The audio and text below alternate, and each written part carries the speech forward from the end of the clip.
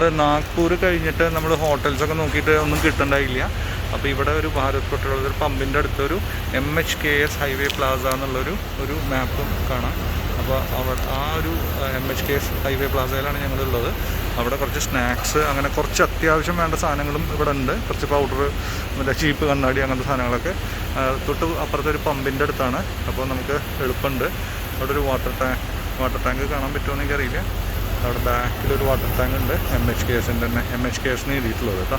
അപ്പോൾ അത്യാവശ്യം കുഴപ്പമില്ല. ബാത്റൂമൊക്കെ നല്ല നീറ്റാണ്. അത് ചിലപ്പോൾ ആർക്കെങ്കിലും ഗുണം ചെയ്യുകയാണെങ്കിൽ ഗുണം ചെയ്യട്ടെ കേട്ടോ. നമ്മുടെ വണ്ടി പുറത്ത് വെച്ചിട്ട് നമുക്ക് കഴിക്കാം, സേഫാണെന്ന് കുഴപ്പമില്ല. സുഹൃത്തുക്കളെ, എൻ്റെ ഷൂസിൻ്റെ ഗതി കണ്ടാൽ നിങ്ങൾക്ക് ആകെ വിഷമമാവും. കാണിച്ച രാജ്യത്താണ് ഇത് സോളൊന്ന് പൊളിഞ്ഞ് ആകെ മൊത്തം പ്രശ്നമാണ്. പിന്നെ ഞാൻ ഒപ്പിച്ച് വെച്ചിരിക്കുന്നു. പക്ഷേ ഇത് നമ്മൾ വാങ്ങിച്ചത് ഓട്ടോയ്ക്ക് വീണെന്നാണ് എറണാകുളത്ത് നിന്ന്. അപ്പോൾ നമ്മുടെ സാബു ചേട്ടനാണ് അത് അവിടുന്ന് എനിക്ക് സെല്ല് ചെയ്തതെന്ന്.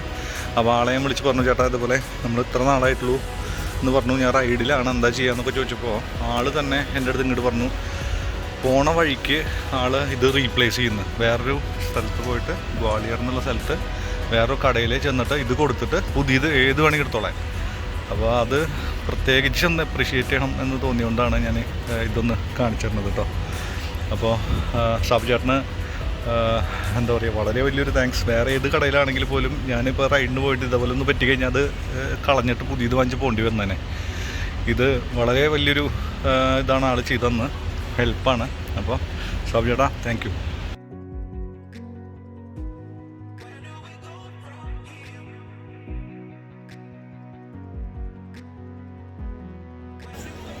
നമ്മളിപ്പോൾ ഡൽഹി എയർപോർട്ടിലാണ്. അതെ, ഞങ്ങളുടെ ഒരു അൺഫോർച്ചുനേറ്റ് ഇൻസിഡൻസ് ഉണ്ടായി വീട്ടിൽ. ഞങ്ങൾ ഓൾറെഡി ടയർഡായിരുന്നു സാധാരണ യാത്രയിൽ. പക്ഷേ അപ്പോഴാണ് ഒരു ബാഡ് ന്യൂസ് വന്നത്. ഞങ്ങളുടെ അമ്മയ്ക്ക് ഇത്തിരി സുഖമില്ല പറഞ്ഞിട്ട് വന്നു. അപ്പോൾ ഞങ്ങളൊന്ന് തിരിച്ചു പോവുകയാണ്. ഞങ്ങൾ വണ്ടി ആഗ്രയിൽ വിട്ടിരിക്കുകയാണ്. എന്നിട്ട് അപ്പോൾ ഞങ്ങൾ തിരിച്ചു പോയിട്ട് 2 ദിവസം കഴിഞ്ഞാൽ ഞങ്ങൾ തിരിച്ചു വരാമെന്നാണ് പ്രതീക്ഷിക്കുന്നത്. 2 ദിവസം കഴിഞ്ഞ് തിരിച്ചു വന്നിട്ട് ഈ റൈഡ് തുടരാമെന്നാണ് പ്രതീക്ഷിക്കുന്നത്. പക്ഷേ as of now we have to go back.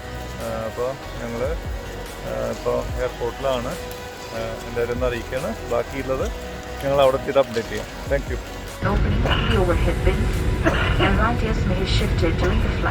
എൻ്റെ പേര് പറ. എൻ്റെ പേര് ഫസ്റ്റ് ടൈമാണ് കേട്ടോ യൂട്യൂബിലായിരുന്നു. നീ പറഞ്ഞു വണ്ടിയോട് സംസാരിച്ചോ. വേറെ നീ എന്ത് ചെയ്യണമെന്ന് പറ. ഞാൻ എഞ്ചിനീയറിംഗ് പഠിക്കണം. എവിടെയാ? ഞാൻ വിദ്യ എഞ്ചിനീയറിംഗ് കോളേജില്.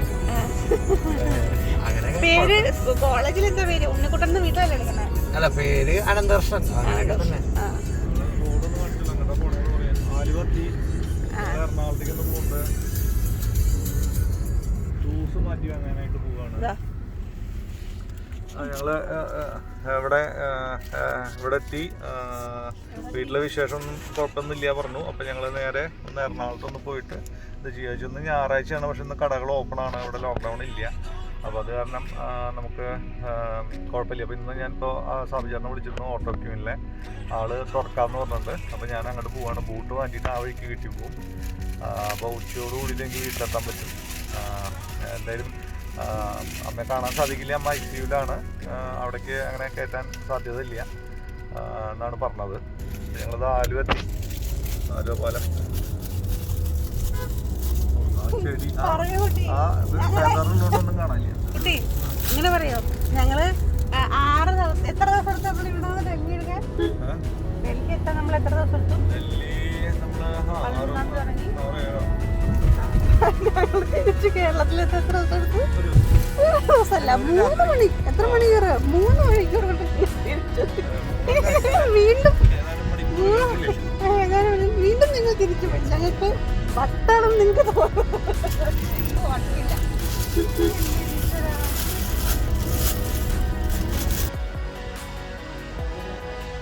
പറയാ എന്താണ്ടായി?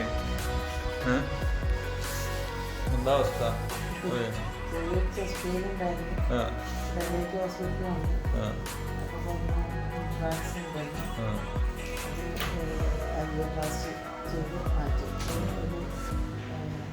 ഇനി നല്ല കുട്ടിയായിട്ടിരിക്കുക, ആരോഗ്യമൊക്കെ നോക്കി ഇരിക്കുക, എക്സസൈസ് ഒക്കെ ചെയ്തിട്ട്. അത് കുഴപ്പമൊന്നുമില്ല. അവരൊന്നും പറയണ്ടെന്ന് ഞാൻ പറഞ്ഞതാണ്.